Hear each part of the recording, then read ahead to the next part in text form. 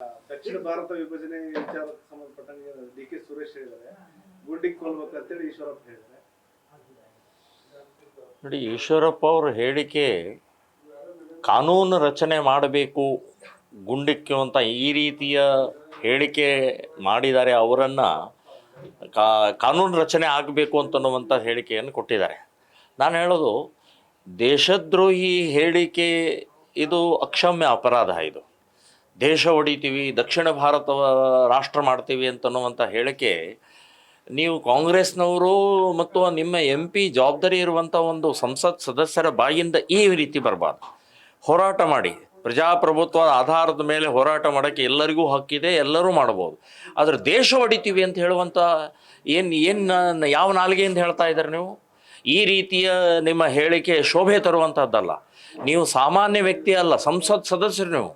So ಸಂಸತ್ ಸದಸ್ಯರು ಸಂವಿಧಾನ ರಚನೆ ಮಾಡುವಂಥ ಪ್ರಕ್ರಿಯೆಯಲ್ಲಿ ಸಂವಿಧಾನಬದ್ಧವಾದಂಥ ಪ್ರಜಾಪ್ರಭುತ್ವ ಆಧಾರದ ಮೇಲೆ ಇವತ್ತು ಸರ್ಕಾರ ನಡೆಸ್ತಾ ಇರುವಂಥ ವ್ಯಕ್ತಿಗಳು, ನೀವು ನಿಮ್ಮ ಬಾಯಿಂದ ಈ ರೀತಿ ಬರುತ್ತೆ ಅಂತಂದರೆ ಸೊ ಸಹಜವಾಗಿ ದೇಶಭಕ್ತರಿಗೆ, ಈ ದೇಶದ ನಾಗರಿಕರಿಗೆ ಪ್ರತಿಯೊಬ್ಬರಿಗೂ ಸಿಟ್ಟು ಬಂದೇ ಬರುತ್ತೆ.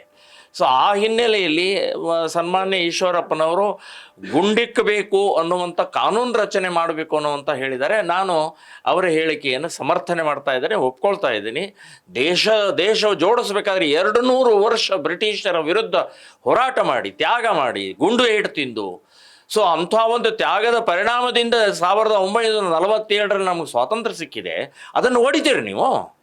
ಅದನ್ನು ಈಗಾಗಲೇ ಹೊಡೆದಿದ್ದೀರಿ. ಈಗಾಗಲೇ ಪಾಕಿಸ್ತಾನವನ್ನು ನಿರ್ಮಾಣ ಮಾಡಿದ್ದೀರಿ, ನೀವು ಬಾಂಗ್ಲಾದೇಶ ನಿರ್ಮಾಣ ಮಾಡಿದ್ದೀರಿ.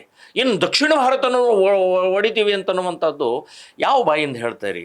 ಸೊ ಈ ಶೋಭೆ ತರುವಂಥದ್ದಲ್ಲ. ಇದನ್ನು ಇವತ್ತಿಗೂ ನಾನು ಹೇಳ್ತಾ ಇದ್ದೀನಿ, ಈ ಹೇಳಿಕೆಯನ್ನು ವಾಪಸ್ ತೊಗೊಳ್ಬೇಕು, ಕ್ಷಮೆ ಕೇಳಬೇಕು ಅಂತನ್ನುವಂಥದ್ದು ಡಿ.ಕೆ. ಸುರೇಶ್ ಅವರಿಗೆ ನಾನು ಆಗ್ರಹವನ್ನು ಮಾಡ್ತಾ ಇದ್ದೀನಿ. ಹಿಂದೆ ಇವರು ಅನಂತ್ ಕುಮಾರ್ ಹೆಗಡೆ ಅವರು ಹೇಳಿದ್ರು, ಸಂವಿಧಾನ ತಿದ್ದುಪಡಿ ಮಾಡ್ತೀವಿ ಅಂತ. ಇಲ್ಲ ನೋಡಿ, ಸಂವಿಧಾನ ರಚನೆ ಆಗಿ ಇಲ್ಲಿ ತನಕ 100ಕ್ಕಿಂತ ಜಾಸ್ತಿ ಸಂವಿಧಾನ ಬದಲಾವಣೆಗಳಾಗಿದ್ದಾವೆ. ಬೇರೆ ಬೇರೆ ಸಂದರ್ಭಕ್ಕೆ ತಕ್ಕ ಹಾಗೆ ಅದನ್ನು ಬದಲಾವಣೆ ಮಾಡ್ತಾ ಬಂದಿದ್ದಾರೆ. ಸೊ ಬದಲಾವಣೆ ಅಂತಂದರೆ ಅದರ ಸಂಬಂಧಪಟ್ಟಂಥ ಕೆಲವೊಂದು ಕ್ಲಾಸ್ಗಳು, ಒಂದು ಅಧಿನಿಯಮಗಳು, ಅದರಲ್ಲಿರುವಂಥದ್ದು ಬದಲಾವಣೆ ಮಾಡುವಂಥ ಪ್ರಕ್ರಿಯೆಯನ್ನು ಹೇಳಿದ್ದಾರೆ ವಿನಃ ಇಡೀ ಸಂವಿಧಾನನೇ ಬದಲಾವಣೆ ಮಾಡ್ತೀವಿ ಅಂತನ್ನುವಂಥದ್ದು ಹೇಳಿಲ್ಲ. ಉದಾಹರಣೆಗೆ ಈಗ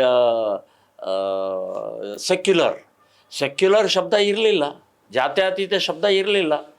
75ರಲ್ಲಿ ಶ್ರೀಮತಿ ಇಂದಿರಾ ಗಾಂಧಿಯವರು ವಿರೋಧ ಪಕ್ಷದವ್ರನ್ನೆಲ್ಲರನ್ನು ಜೈಲಿಗೆ ಹಾಕಿ ಅದು ಸಂವಿಧಾನದಲ್ಲಿ ಅದನ್ನು ಸೇರಿಸಿದ್ರು ಇಲ್ಲೋ, ಜಾತ್ಯತೀತ ಪದವನ್ನು ಸೇರಿಸಿದ್ರಿ. ಸೊ ಸಂವಿಧಾನದಲ್ಲಿ ಬದಲಾವಣೆ ಪ್ರಕ್ರಿಯೆಗಳು ನಡೀತಾ ಇರ್ತವೆ. ಆ ಮಾತನ್ನು ಅನಂತಕುಮಾರ್ ಅವರು ಹೇಳಿದ್ದಾರೆ ವಿನಃ ಸಂಪೂರ್ಣ ಬದಲಾವಣೆ ಮಾಡ್ತೀವಿ ಅಂತನ್ನುವಂಥದ್ದು ಹೇಳಿಕೆಯನ್ನು ಹೇಳಿಲ್ಲ. ಈಗ ಲೋಕಸಭಾ ಚುನಾವಣೆ ಬರ್ತಿದ್ದಂತಾನೆ ಬಿಜೆಪಿ ರಾಮ ಜಪ ಮಾಡ್ತಾ ಇದೆ, ಒಟ್ಟು ಧಾರ್ಮಿಕ ಇಟ್ಕೊಂಡು ಎಲೆಕ್ಷನ್ ಹೋಗ್ತಾ ಇದೆ. ರಾಮನ ಜಪ ಈಗಲ್ಲ, 500 ವರ್ಷದಿಂದ ನಡೀತಾ ಇದೆ. ಸ್ವಾತಂತ್ರ್ಯ ಬಂದ ನಂತರವೂ ಕೂಡ ಕೋರ್ಟಿನ ಮೂಲಕ, ಆಂದೋಲನ ಮೂಲಕ, ಹೋರಾಟದ ಮೂಲಕ ರಾಮನ ಜಪ ಈ ದೇಶದ ಹಿಂದೂಗಳು ಎಲ್ಲರೂ ಮಾಡ್ತಾ ಬಂದಿದ್ದಾರೆ. ಈಗ ಚುನಾವಣೆಗೋಸ್ಕರ ಮಾಡ್ತಾ ಇರುವಂಥ ಪ್ರಕ್ರಿಯೆ ಅಲ್ಲ ಇದು. ಸೊ ಮೊನ್ನೆ ಅದೇ ಇದು ಕೊಟ್ಟಿದ್ದು, ಸುಪ್ರೀಂ ಕೋರ್ಟ್ ಜಜ್ಮೆಂಟ್ ಕೊಟ್ಟಿದ್ದು, ಜಡ್ಜ್ಮೆಂಟ್ ಕ್ಲಿಯರ್ ಇದೆ. ಒಂದು ಟ್ರಸ್ಟ್ ರಚನೆ ಮಾಡಿ ದೇವಸ್ಥಾನವನ್ನು ಪ್ರಾರಂಭ ಮಾಡಿ ಅಂತನ್ನುವಂಥದ್ದು ಹೇಳಿಕೆಯನ್ನು ಅವತ್ತಿನಿಂದ ದೇವಸ್ಥಾನ ಪ್ರಾರಂಭ ಮಾಡಿದ್ದಾರೆ. ಈಗ ಗರ್ಭಗುಡಿಯನ್ನು ಉದ್ಘಾಟನೆಯನ್ನು ಮಾಡಿದ್ದಾರೆ. ಚುನಾವಣೆಗೋಸ್ಕರ ಅಲ್ಲ. ರಾಮನ ಮುಂದೆ ಇಟ್ಕೊಂಡು ಅವರು ಚುನಾವಣೆ ಎಲ್ಲ ಕಡೆ ಅದನ್ನೇ ಮಾಡ್ತಾ ಇದ್ದಾರೆ.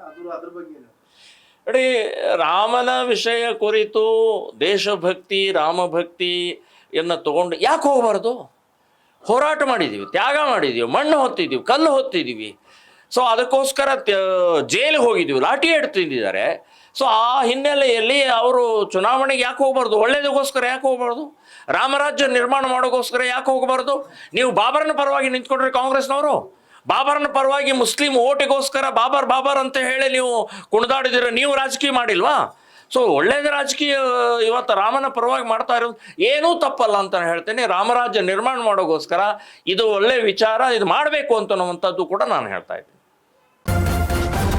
ನ್ಯೂಸ್ ಫಸ್ಟ್, ನಿರ್ಭೀತಿಯಿಂದ ನಿಮ್ಮ ಪರವಾಗಿ.